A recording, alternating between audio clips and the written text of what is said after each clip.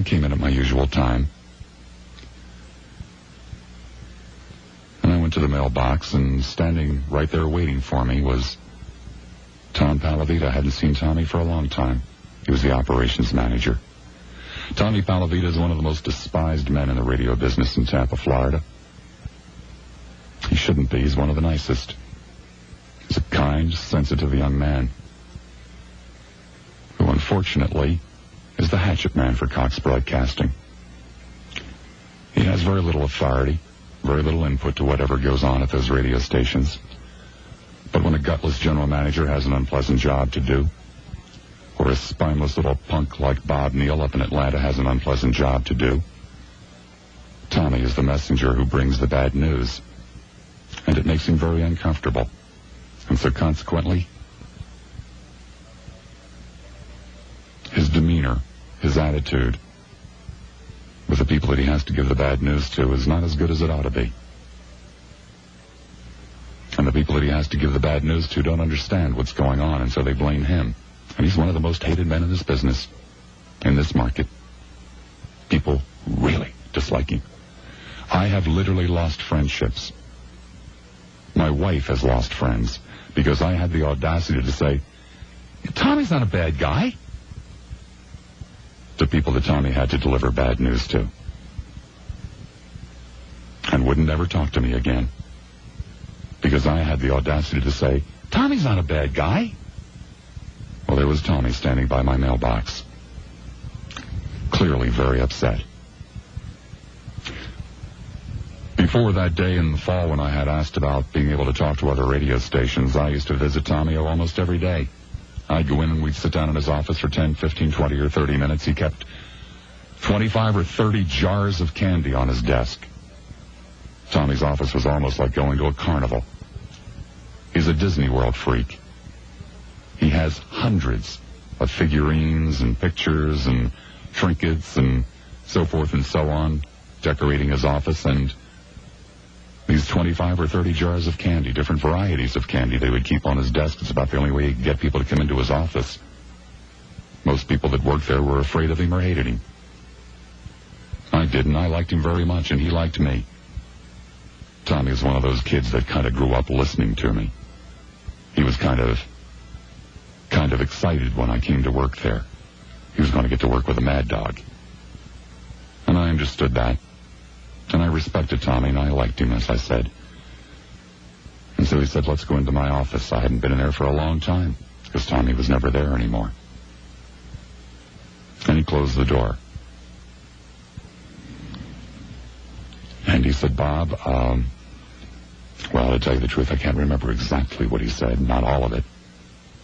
Just some of it.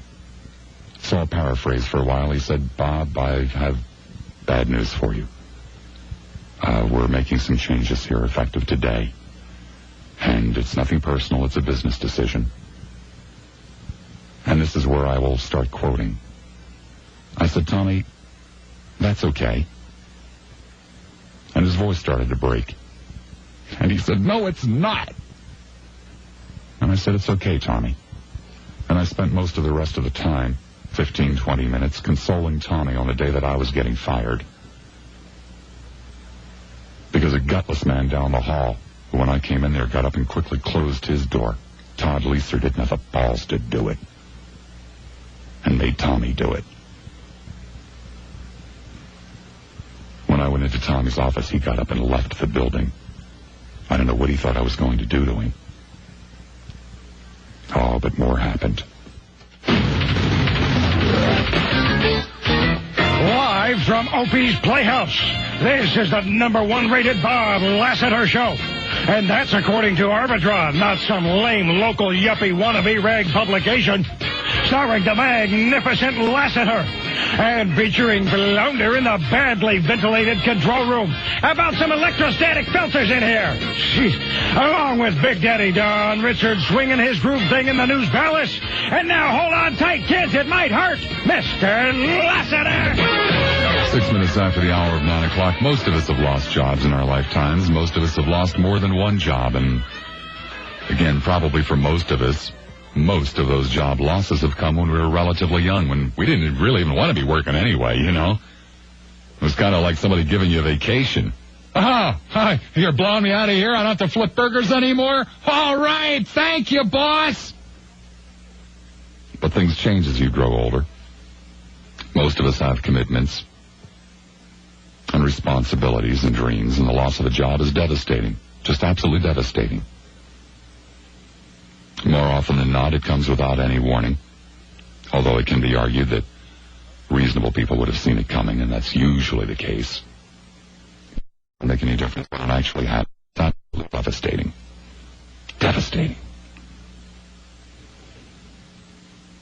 When you ask somebody what he is, he's likely to tell you, I'm a truck driver, I'm an accountant, I'm a physician, I'm a whatever.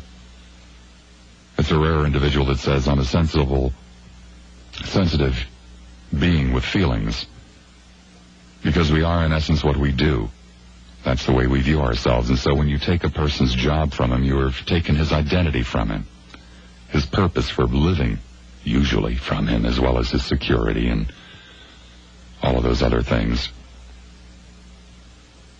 And so I'm sitting there in Tommy's office, consoling him, as he's telling me that my security has just been yanked out from underneath me. And I said, well, of course you will honor the contract. It still had another 2 months to run. And he said, of course. And he said, we're going to run a tape of your show today. I would like you to leave the building. We haven't told Sharon yet. We haven't told Jeffy. And I don't even want them to see you. I'd like you to, leave. And I said, I understand. And I said, can I go over to the studio and get my, headphones and personal effects? And he said, no. I'll have somebody box them up and send them to you. I don't know what they thought I was going to do. I mean, don't you understand? Just the day before, I was part of the station, and everything was cool, and we were a team, and now they didn't trust me enough to go over and get my effects. Well, it wasn't really that they didn't trust me enough to go over and get my effects. We'd had a very good relationship up until that point. Todd was over there, and he didn't want to see me. They didn't know I knew that. That's why I wasn't allowed the dignity of going over to pick up my own things. Some of them are still there, by the way. The room looks almost like it did the last day I did my show. I've been in it a number of times now. I just left the stuff there. It's kind of like a memorial.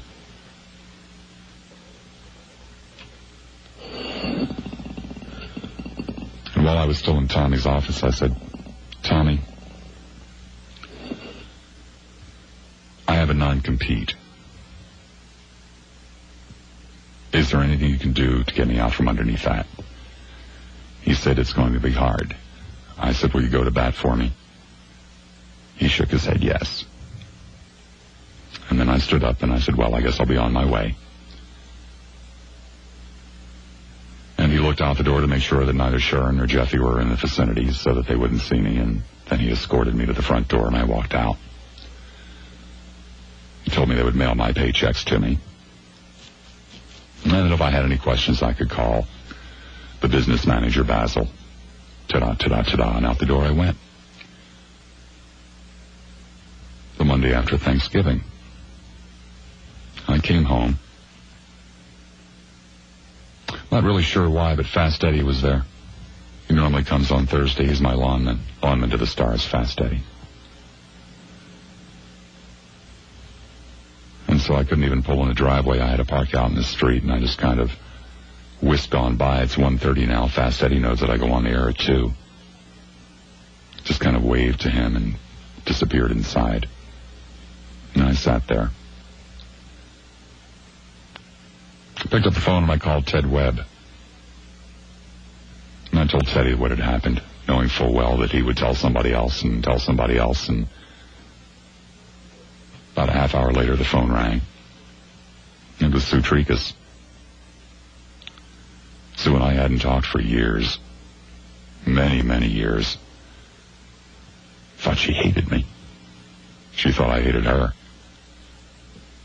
She didn't want to make that call. You could tell.